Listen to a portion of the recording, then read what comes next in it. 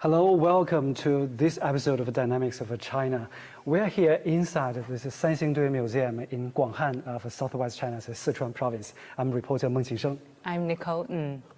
And we're here today taking a look at Sanxingdui and the relics that have been uncovered here. This was part of the ancient Shu civilization dating back over 3,000 years. This piece of ivory that you've just seen, in fact, is over 2,000 years old, it's estimated. So lots to learn about ancient China today in this live stream for Dynamics of China. And today, joining us in this live streaming is Mr. 𝐶𝐤𝐼, the interpreter here at the Sanxingdui Museum. Welcome to join us. Thank you. Yeah. Welcome.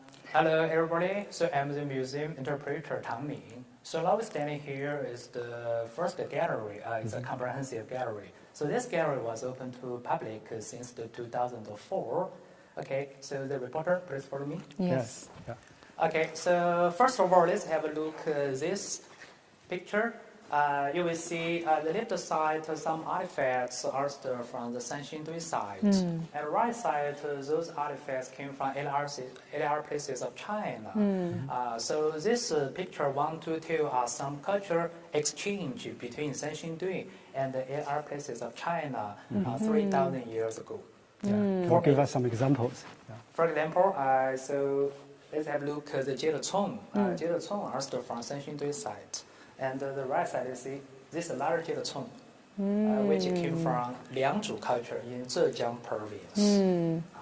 So such as the bronze wine vessels, the name of 𝐶𝐢. So this That's similar to this one. Yes, similar. That's very similar. For example, such as the jade blade. So in Chinese name we call the yu-zhang. Yu-zhang, jade tablet. So here you see the jade tablet also discovered in Henan province, central part of China. So the discovery of the Sanxingdui site proves that the origin of early Chinese civilization is diversified and integrated. Yeah. That these different parts of China were more connected than we thought, I guess, because Yangzhou is that area is nearly 2,000 kilometers away, I think. So, We think so. So many cultural exchange happened more than 3,000 years ago. Yeah. Okay, so this group we will see some original artifacts. So just now we mentioned the pictures. So here we can see this is original, the wine vessels named the 𝐶𝐢. this is the 𝐶𝐢. You can see the surface. That's very delicate. And this is made of bronze. Exactly, it's bronze. So bronze was the alloy with the lead, tin, copper. So in China history, the earliest bronze more than 4,000 years ago. Yeah. So There are some patterns on top of the 𝐶𝐢. So what message can we get from the patterns? okay, so the patterns from the 𝐶𝐢, you will see the middle one is the animal. We make sure it's the tiger, the tiger. And beside tiger, besides it, that was the dragon. Dragon. So this kind of 𝐶𝐢 not only found in Sanxingdui, but also found in Anhui province, which is located the Jianghuai River of China. Now, why this is such a combination of a tiger and a dragon? So in Shang Dynasty, this kind of 𝐶𝐢 was used in sacrificial ceremony. So the tiger and the dragon pattern turned up the surface of the 𝐶𝐢, which is used as the medium to communicate with human and the earth. I see. For the ritual ceremony. Okay, this is another wine vessels. It's a pottery material named 𝐒, pottery 𝐒. So you see the 𝐒 with the 3 legs. So underneath we can put a fire. And at the top we can pour some wine into it. Wow, to buy the wine and then drink it. Yes, so 3,000 years ago at that time the wine just look like the sake. Sake, the rice wine. sake, yeah. So far in China, especially Sichuan province, you see we saw a lot of wine, just the spirit, the white wine. And that's Different. the bronzeware and here's the pottery. So are they from the same period of time? Yes, in fact, the age of the pottery 𝐒 a little bit earlier the age of the 𝐶𝐢. So the earliest 𝐒 turned up 4,000 years ago in Sanxingdui site. Wow. This is before the Bronze Age culture. Before Bronze Age, yes. So here you can see some seashells. Yes, this is really interesting because right now we're very far from the sea. So does that also come from the Liangzhu, which is on the east coast of China? Right now, in Sanxingdui site, more than 500 pieces seashells have been found. So the question is, where did the seashell come from? So archaeologists said in Sanxingdui site, most of the seashell came from, probably came from ancient Indian Ocean. Indian Oh, Ocean. this is a long way. From outside, yes. This supposed probably more than 3,000 years ago, there was an ancient road connect southwest of China, Sanxingdui, and ancient India. They call it the Southern Silk Road. Wow. Yes, yes. So the seashells unique here in Sichuan Basin, or can also be found in other parts of China? Yes. The seashells not only found in Sanxingdui culture, but also found in the central plain of China and in southwest of China, such as in Yunnan province, we still found some seashells like this. Seashells. So seashells at that time probably used as the money, earliest currency. I see. Yeah. Okay. So these sections we show some cultural exchange between Sanxingdui and lower reaches of the Yangtze River and the central plain of China. So in next group, we will see some fabulous jade implements. Because in Sanxingdui site, we found a lot of the jade implements. Okay, let's have a look. Yeah. Wow. So how many artifacts are now on display here inside the museum? So today we have two galleries to open to public. So the two galleries exhibited the artifacts totally more than 500 pieces. Wow. Okay, so we will see this one. This is another famous one. It's the jade implements, jade zhang tablet. It's very thin. The average thickness is only about 5 or 6 millimeters, and it's about 54.4 centimeters long. And you can see so many beautiful patterns carved on the surface of the jade blade. Yes. Did you see the pattern? Yeah. Okay, that's very fine. Yes. Yes. Okay, so here we show the pattern. You see? Wow, this is much clearer. Much clearer, yes. So the patterns contain the 5 groups. You can see the holy standing figure, holy mountain, cloudy in the sky, the leading figures, and the holy mountains. Especially you will see this is the jade blade. Turn up the 2 sides of the holy mountains. Yeah. Just next to the holy mountains, right? So from this pattern, we make sense what's the function of the jade blade. So at that time, the jade blade was used to sacrifice to mountain god. Yeah. Do you have some questions? Sacrifice? Yeah, just what would they have been sacrificing then? Do experts know that? Okay, so sacrifice, especially in Sanxingdui site, we see that we found, right now we found 8 the sacrificial pits, and inside those pits we haven't found any human bones.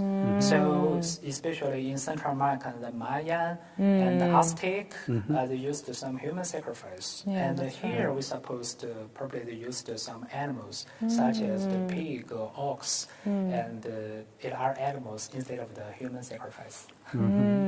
So here the jade blade used as a ritual, just offerings. Offering. Okay. And the rituals would have been to try and get good weather or good rain, like to the mountain gods. Any other gods? Do we know? At that time, people believed that everything has spirit. So they worshipped the heaven, worshipped the mountain, worshipped the river.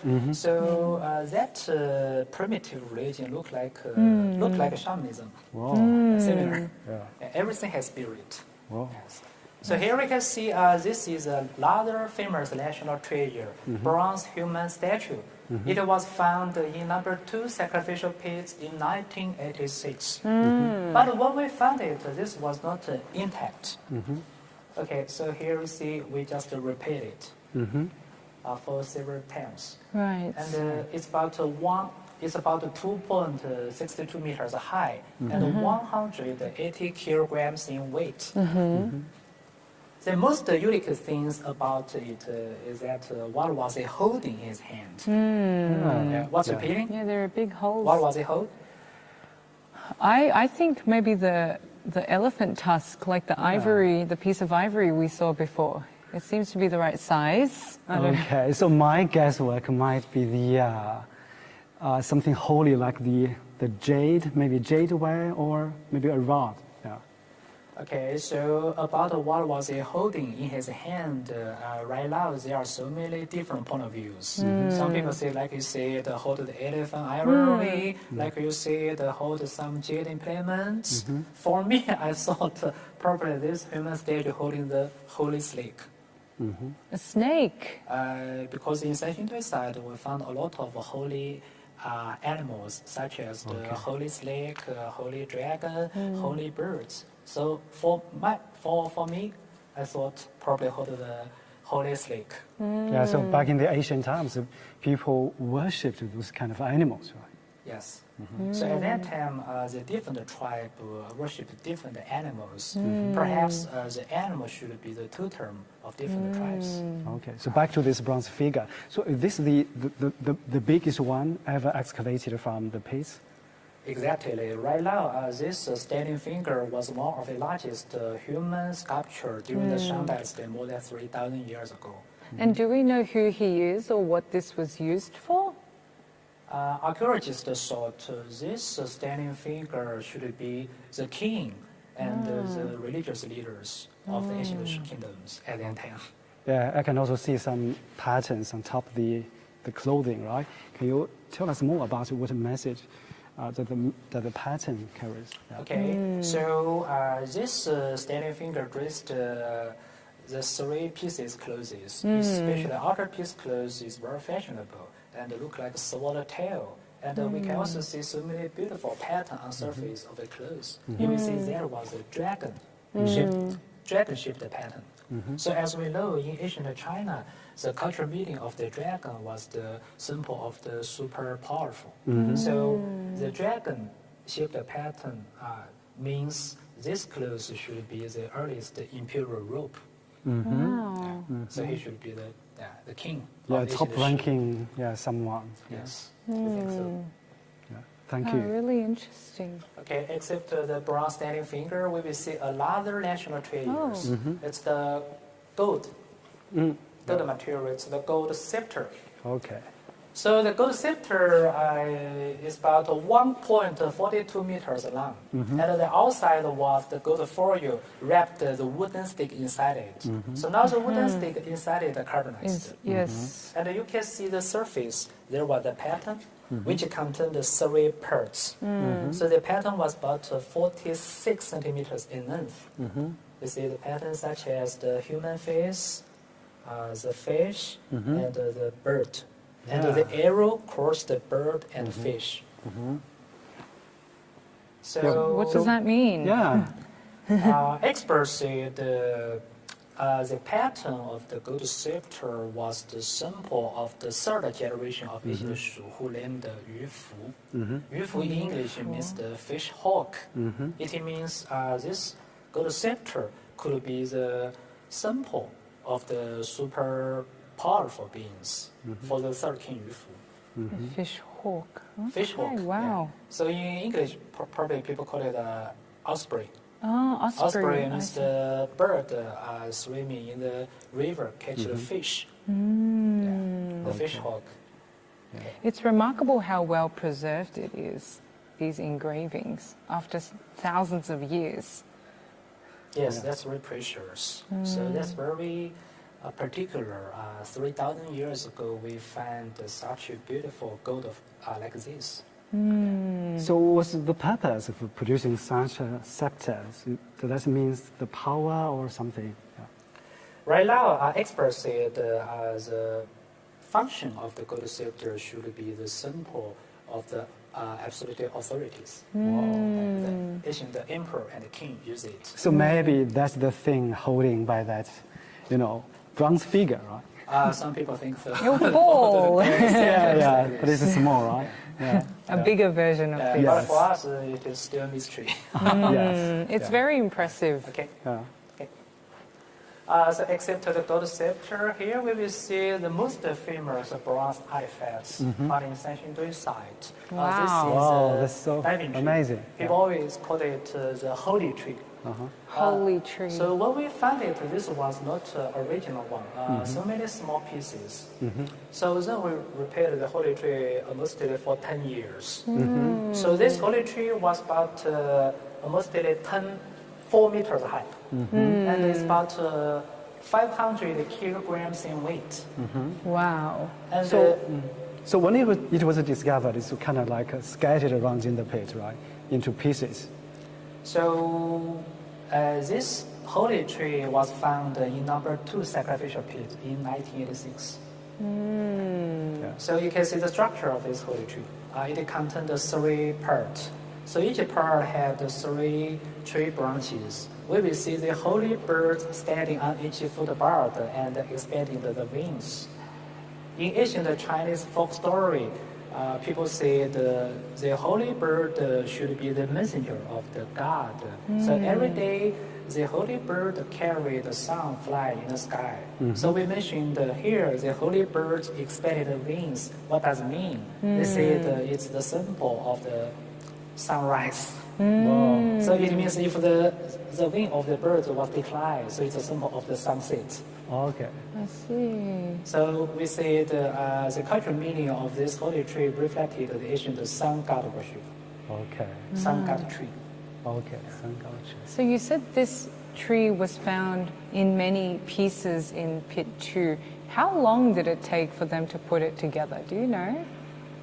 Yes, when we found it, this was not intact. A lot of small pieces, more than 2,500 pieces. Wow. So afterward, we repaired this holy tree almost for 10 years. 10 More than years. 10 years to work out A this big whole piece. project. Yes. And I know, like, many of these pieces are made of bronze. And what I know about bronze is it's really tough material because it needs to be cast. And so, how did they achieve this kind of detail? What do we know about their bronze casting methods? According to the archaeological research, more than 3,000 years ago in Sanxingdui site, the ancient Shu people used some advanced bronze casting technology. From this holy tree, you will find some such as the tree stem, used like a joint casting, and we can see the rivet casting and the inlet casting. It's amazing. Yes, it is. Yeah. They used they used the clay mold casting. So it means more than 3,000 years ago, the clay mold had been used for casting bronze. Wow. Okay, thank you. It's amazing. Yeah, that's amazing. I'm also curious about the figure at the bottom of the tree. What's that? This one you mean here. That's one, left, yeah. the left side. It's a long That body. figure was the holy animal in China. We saw that is absolutely the dragon. The dragon. image, yes. You can see the dragon's horn, dragon's Yes. horn, dragon's head, the dragon's body looked like a rope. And you see the dragon's tail Okay. was missing. Yeah. The tail Yes. was missing, and the dragon had the life pattern wings. The wings look like a life. Yeah. So in ancient China folk stories, the dragon are used as the transportation to communicate with heaven and earth. Just kind of working together with the holy bird. We think so. Yes. So the tree worship was the common cultural phenomenon in earliest human civilization. So in foreign countries, people always call this tree the universe tree or tree of life. Tree of life, yes. So we have to see this tree is absolutely the Chinese tree of life. Yes. Amazing. Yeah. So it reflected the concept of the universe at that time. Yeah. Thank you, I Mr. see. Tang. Thank So, you. how long have you been working here in the museum? I have been worked in museum for 15 years. So, what's your most 15. impressive items here at the museum of all the artifacts on display? So in this gallery, we exhibited some fabulous artifacts, Yes. such as the pottery, the jade, the gold, and some fabulous bronze artifacts. So the next year, we will open the new gallery to public. Yes. Okay, thank you. Yes, there's too many items to fit into these existing halls, I think. Yeah. And also we know that altogether the Sanxingdui Ruins kind of excavated more than 50,000 different parts of the artifacts. But so far there's no written record. So that means there's more mystery, right? Can we find some traces of written language from that ancient part of the civilization? So according to the latest archaeological excavation, the archaeologists they're digging out some pigment of the silk. So some experts said if ancient Shu Kingdom had some written evidence, probably the character they just were written on the silk. On the silk, the surface of the silk. Yeah. Okay. That's really interesting. Well, thank you, Mr. Tang. That's all we have time for in this part of the Sanxingdui Museum today. But we want to thank you so much for showing us around and showing us the highlights. You could spend the whole day in this place. Exactly. Yes. Thanks for making time. My pleasure. Yes. See you next time. Thank you. All of you will come back again. Yes. After our new gate was open to the public. Yes, thank you. hopefully then. Thank you. Okay. Yeah. So exactly. There's a lot of mysteries to be unraveled of the ancient Shu kingdom, right? That's right. And next we'll be unraveling another part of the mystery, which is how these artifacts go from inside a pit to in these displays. We're going to go to a new part of the Sanxingdui Museum. It was just built late last year. It is the Sanxingdui Relics Cultural Relics Restoration and Protection Hall. Exactly, but before we go there, let's first take a look at how the experts explain the mysteries of the ancient Shu civilization and its connection with the Chinese civilization in general. An archaeological discovery that woke up and shocked the world. Since 1986, more than 50,000 artifacts have been unearthed at the Sanxingdui Ruins. The Bronze Age culture, dating back about 3,000 years, is known for its intricate masks and artworks. This mask, with the protruding eyes and stretched out ears, is believed to be the creator's ancestor or god. And this figure, holding a zun, a ritual wine vessel on top of his head, is unprecedented not only in China, but also in the world. Sanxingdui Ruins provide us with an extremely rich knowledge map. They have helped redraw the whole picture of China's Bronze Age, making it more rich and vivid. The artifacts, as a result of their special design and shape, give us a lot of archaeological materials to refer to, which is very valuable. Experts believe these relics reflect the spiritual world of ancient Shu civilization sacrifices. Ancient versions of many wares can be found in the Central Plains or areas along the Yangtze River. This hybrid figure, with a human head and bird feet, reflects the early mingling of Chinese civilization. Its human components are typical of the ancient Shu state, while the lei, another type of wine vessel on which its hands rest, is commonly associated with the pre-Western Zhou dynasty. The zun on top of the head is historically found in the Central Plains. Sanxingdui culture represents southwest China, for the political centers in the Central Plains is located in a fringe zone. However, it received the cultural influence from the Central Plains and developed its unique style. As a result, Sanxingdui culture is closely related to the cultures of the Central Plains, but retains its own features. Excavators also discovered gold objects, jade wares, ivories, and even silk at Sanxingdui. The finding helped to raise a crucial question about the origin of Chinese civilization. Previously, the dominant thought was that it came from the Yellow River Basin in North China. But along the discovery of sites like Liangzhu, the Yangtze River Basin in the south also proved to be part of the matrix. The greatest thing about Chinese civilization is that it is extremely inclusive. We can see that this civilization did not destroy each other, but absorbed and learned from each other, so that a unified pattern was finally formed. Sanxingdui culture remains an enigma for historians, as there are no written records. As deeper excavations and research continue, the prospects increase of unraveling more mysteries about this ancient Shu civilization.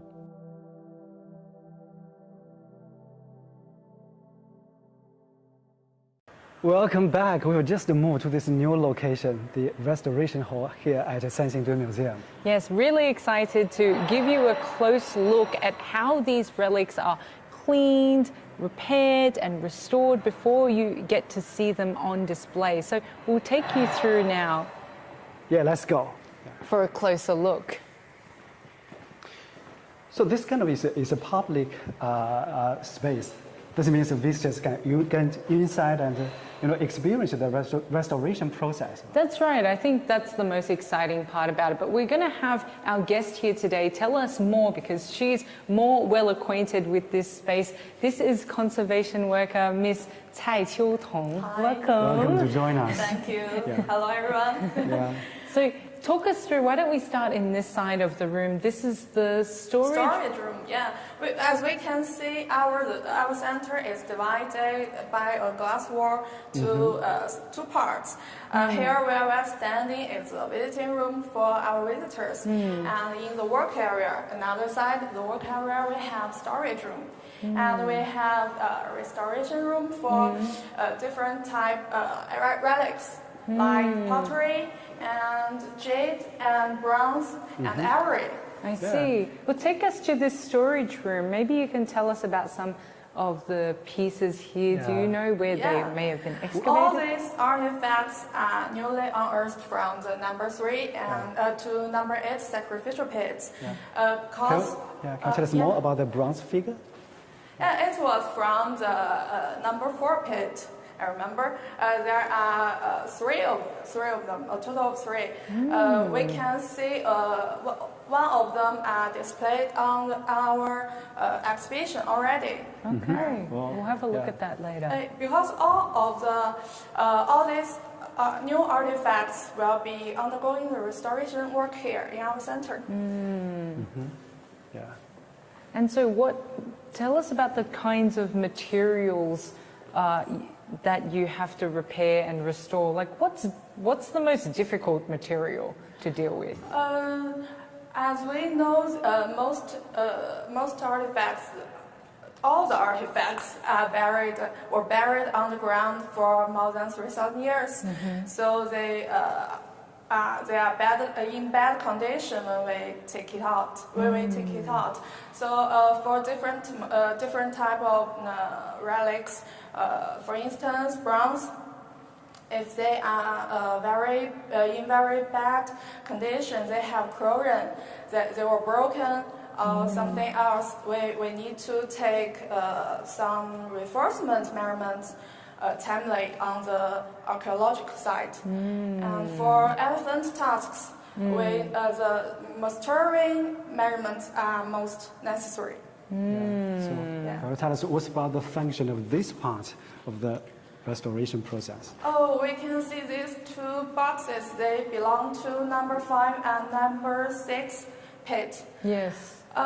Because there are many small and broken artifacts in the number 5 and the number 6 pit is suspected is a wooden case. So after experts' discussion, we decided to take them to laboratory in hall.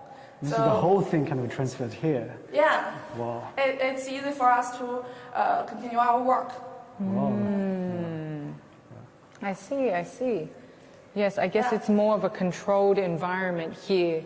You can control the temperature. These two transparent boxes can keep the suit temperature and humidity. Right.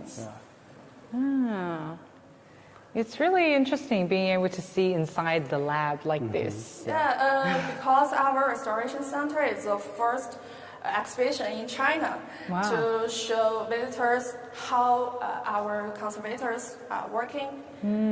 It's a We big can see and some new over challenge. here, some of your colleagues. So we know that all artifacts have to come through here. So usually what are the different procedures to restore them? Sorry, I didn't. The different procedures to restore the artifacts here. They first have to be cleaned? Yeah, is that right? At present, we just do the cleaning work. When we cleaning, we must be very careful. Any damagement won't be allowed. As we can see, the conservators are just cleaning the bronze because there are many. There are some stuffs like soil, pieces of elephant tusks, and chlorine on it. So we need to clean it for observing more details, like the patterns. Yeah, it's so on the bronze. detailed. It's so beautiful. Yeah, I think the staff there is kind of drawing the pattern there, right? Yeah. So It's why drawing. is she doing that? Because we need to record everything, every details about the artifacts. It's an important work, one of the most important work. This is a very interesting artifact. This is an animal. Yeah, And we top of call it- it bronze beast. In Chinese, we call it 神兽. 神 Yeah. 兽. He is standing on the bronze altar. We can see Okay, here. yeah, we can go there. Let's to take a look closer over look. here. Okay. Yeah. The altar is from the number 8 sacrificial pit. I see. And the bronze beast is Oh, it goes on originally, top. yeah, Wow. 4 people carrying it. Carrying it. Wow. Yeah. Oh, and it's very, we are very lucky found it in Sanxingdui site. It's totally different and totally unique. Okay. So how long does it usually take to just clean one of these pieces? Like this one, we have already cleaned it for over a month, I think. And what do you use to clean it? I see there's a bottle. Distilled water and bamboo sticks and brushes. Bamboo sticks, our colleague is using it to clean the soil from the cover. So what's the most difficult part while cleaning up the artifact? I just said, we need to be very, very careful because they are fragile. Yes. I see. Okay, so more bronze pieces here. Yeah, like we can see, this conservator is use the X-ray fluorescence to analyze it. It can help us to get more information that we can't see by our eyes. Actually, we have many instruments over there. We have an instrument lab. We have an X-ray diffractometer and Raman spectrometer. These instruments will help us. So I know that lots of modern technologies have been involved to facilitate your work. Yeah. This is the X-ray scanner. Anything else related to modern technologies? We have microscope. All these details needed to be recorded. All those machines you mentioned, I don't know what any of them do. But this, I know what an X-ray is. So that helps you understand. Know the like elements composition and the casting process and other informations. Yeah. Okay. Should we go back and look at? Okay. We can take a look at this little figure. Oh. I think it's very interesting. Wow. Yes. He looks familiar, right? Yes. We'll bring the camera over here to take a look at this small figurine here.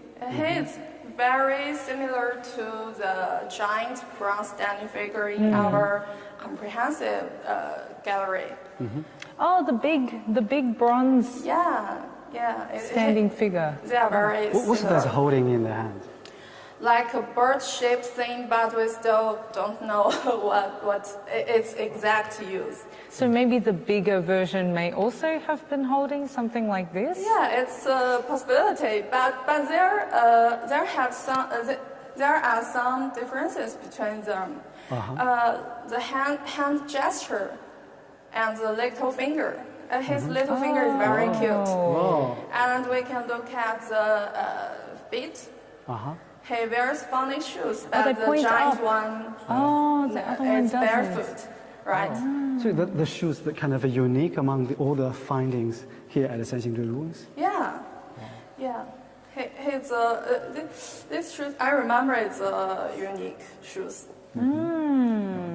This thing is very, very interesting. And the clothes of them are different. A bit different. The other one had the swallowtail on the end.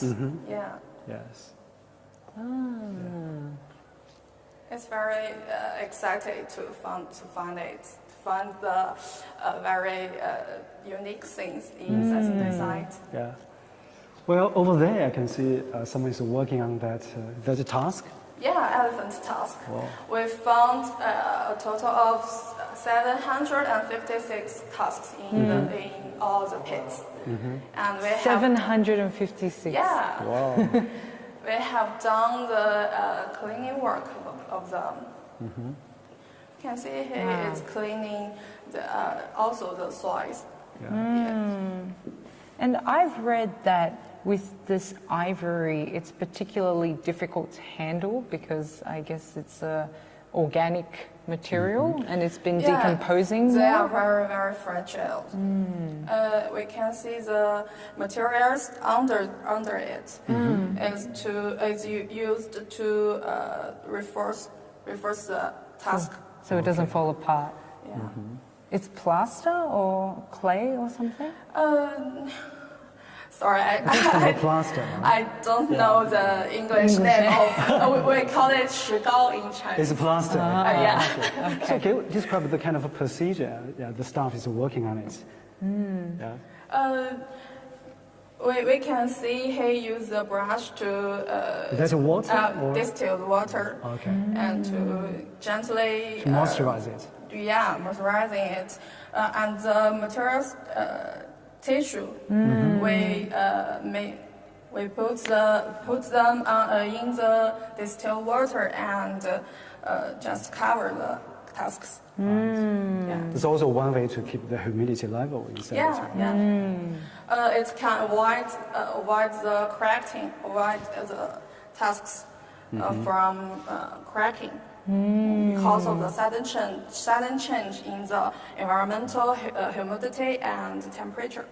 So there's lots of work doing here, given the big number of tasks uncovered, right? Yeah. And I know that you were part of the excavations yourself, Yes, right? Tell us last year. about that. We can look at the bronze masks. Actually, I participated in the excavation work of it. You pulled this out. Me and my colleagues I see. and experienced experts. It looks very heavy. Maybe It's the you alone. largest. It's the largest and the best preserved bronze mask we found in Sanxingdui so far. Wow. And how did it feel to be part of that process? It's very excited. I think I'm very lucky. Yeah. Can you share with us more details about this bronze mask? Let's see. We found some remnant silk pieces on his, I remember, on his right eye. But we can't see it clearly. It needs to be closed and or under the microscope. Yes. And we can see there are many square holes on the top. Yeah, what were they for? Some archaeologists guess that these holes on the top might have held something like appendage because it's too big, too heavy to bear. So they think it might be hung originally on building or walls. It's not for people to wear it. Yeah. That makes sense. We can see some casting lines over there. Okay. Yeah. It shows us we found the masks are molded in separate and then connected several parts. So the ear was, or which parts would have been? The ears and and the then- eyes Oh, we can see. I see. So we know the ancient Shu people have mastered this advanced technology. Of bronze casting. Of bronze casting. It's very impressive. And it can show us the Shu people, ancient Shu people, were very energetic and creative. And more sophisticated than we thought, maybe. Yeah. Wow. Even 3,000 years ago, they could create something like At this. that time. Yes. Yeah. It's quite remarkable. Well, thank you so much. And I can't believe you were part of the team that excavated this relic. I'm very lucky. Yeah. Because I started work at Sanxingdui in Sanxingdui Museum just the last year in January. Wow. Oh. So, So how many a good chance. artifacts have been involved in restoring them? Like I worked at number 3, number 4, and number 7, I think. There's lots of artifacts to work on. Yeah. Yes. Yeah. That's 3 of the 6 sacrificial pits in this round of excavations, just these past 2 years. They've been very busy digging them up, and I guess the next step is all in the lab here. Yeah. Right. Yeah. The next we will repair and restore these artifacts newly unearthed in here in our center. I'm very proud of it. Yes, and it's very exciting for us to see. Yeah. And also at almost all the excavation work has stopped here at the Sanxingdui Ruins. So the next step of work is shouldered on you, right? And your team. Yeah, I must work hard on it. Okay, so thank you so much for joining us. Thank you so afternoon. much. Thank you, Mrs. San. Yeah. Yeah. All right, and that concludes our live stream for Dynamics of China today. We hope you've enjoyed this little glimpse into the kinds of relics that have been excavated this round at Sanxingdui. Yeah, and there's lots of mysteries to be unraveled about the Sanxingdui cultures. And also, among all the Chinese civilization, the different cultural heritage, there's lots of mysteries to be unraveled in order to tell the diverse and unified origin of Chinese civilization. And as you can see, plenty of work still left for China's archaeologists, the researchers, the people in this lab. If you come and visit the Sanxingdui Museum itself, you can see them at work. You can see the newly unearthed relics being cleaned and restored. But for now, that's all we have for you for today's live stream. Thank you. Exactly. Thank you so much.